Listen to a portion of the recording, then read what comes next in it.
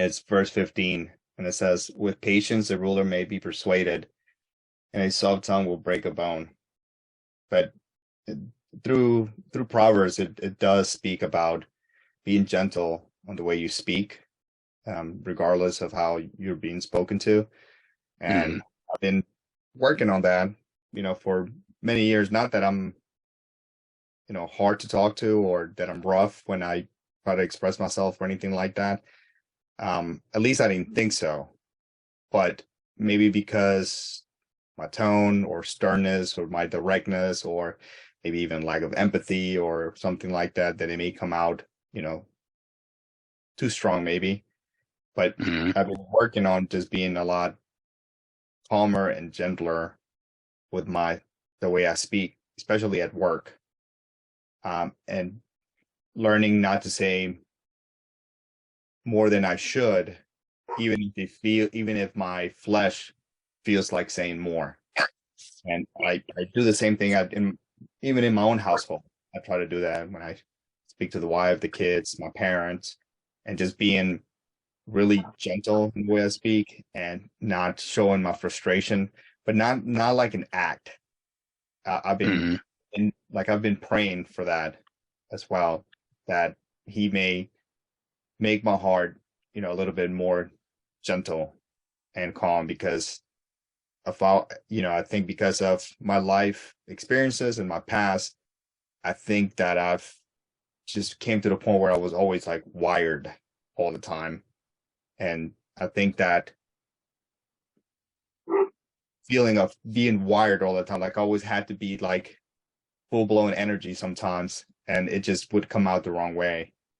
And of course, the one who knows you better is your wife. So, you know, she will point those things out, and I'm like, yeah, I can totally see that, but I would get upset because I don't mean it that way.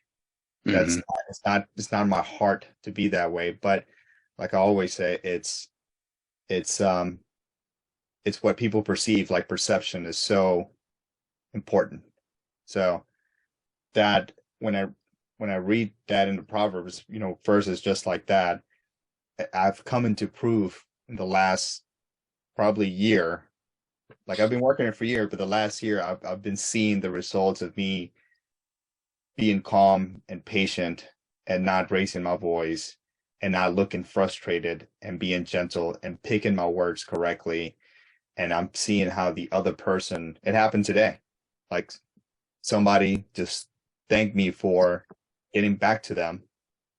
And I was just baffled by this person doing that, right? And it mm, happened twice today, actually. And then, um, which you know how corporate America is, they're cut dry. But this lady, she emailed me and she's like, "Thank you for being so nice to me." And I wasn't trying to be nice to her, like in a sense of because I'm trying to get something out of her or anything like that, work related, right? But I told her, I said, "Well, it's easy to be nice to you because you're a nice person yourself. But I hope that," and I was speaking to myself in this, in a sense, but telling her that I hope that I'm nice to others, even when they're not nice to me. And I've worked on that the last few years when I get bad service in a restaurant, when somebody cuts me on the road, you know, and it shows people, I think, because it doesn't matter. Like, one thing about this community is that everybody is so well read and versed and compared to everybody else. Like we can mm, talk about scriptures left and right, up and down all day long. And most people are not like that in other communities, right? But who cares? Everybody else around us, we can know the scriptures left and right. It doesn't matter. I'm telling you right now, guys, right, it right. doesn't matter unless we speak with gentleness, with steadfast love, with kindness, being merciful, forgiving people. Like those things are Mm, so much more valuable and it touches the heart more of people and it really shows Yeshua more than me telling you all the other things that us in this community hold tight to, and some of them Yeah. were tight to the point that it squeezes out everything else, right? Mm-hmm. So mm, there's this and I mean this word, there's this beautiful balance of the letter of the law, but spirit of the law as well. And being able to merge both of them together in that manner. And that is a very conscious action that we all have to like pursue every day, because I think it's great that we're all here together. I mean, it's so important that even if we know the scriptures as well as we do in comparison to what we may think other people do, like you were talking about, Jay, like I don't understand. And I think me and you have had these comments, like, I just don't get it, why they don't see it. Because finally, when I just read it myself, I got it. And I'm not, and I'm nothing special. So I just don't understand why other people don't get it either. But, it's them seeing you change through time, through the word, and just being so loving to everyone, and not being, seeing that, depending on who you are, being flustered on things, and seeing that there's this change in your heart and in your ways, and letting things go. And, it does take time for others, but that is going to draw people more over your way than anything else you can do. It doesn't matter, right? Like for me, it does, because I just don't, I'm maybe less emotional, but if you give me scriptures and you just tell me, just listen to me, man, hear this, and I think about it, yeah, that's attractive to me. The kindness part, of course it is, but maybe not as much, or maybe hopefully there's a balance there. But for everybody else, is just, being so like loving and kind with your words. And I think while I was going through the words, through the scriptures back and forth, I can't remember where I was at, but I think it was, let me see if I can quickly find it. No, I'm not going to find it, but it was saying something about that we have to encourage each other. Yeah, go to verse 12. You just outlined verse 12. Okay. Like a gold ring or an ornament of gold is a wise reprover to a listening ear. That's really kind of just what you said. Yeah.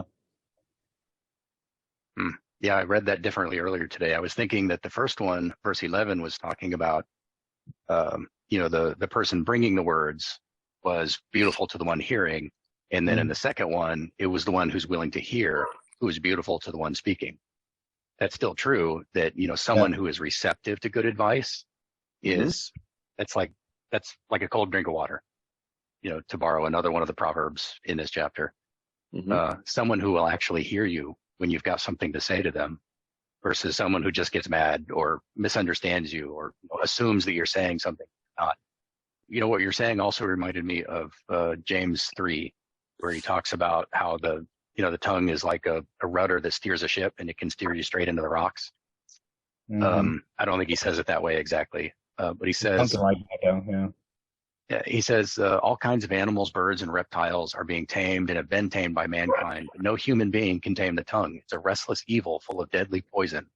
He was being hyperbolic there. I mean, because he goes on in the next few verses to talk about taming the tongue. So it is possible to tame the tongue, but it's hard work. It's really difficult. But this idea that the tongue is full of deadly poison, well, poisons are also medicines. Too much of something is poison, but in the right amount, at the right time, it's a medicine that can heal or bring peace. So when you do tame that tongue, like when it's talking about in Proverbs 15 about, through patience, a ruler may be persuaded, and a soft tongue can break a bone. It's talking about it in a good way. It's not talking about you can use gentle words to hurt people. That's not the point. The point is there's power in a gentle word. And if there's power in a word harshly spoken, there is also power of a different kind in a word gently spoken at the right time.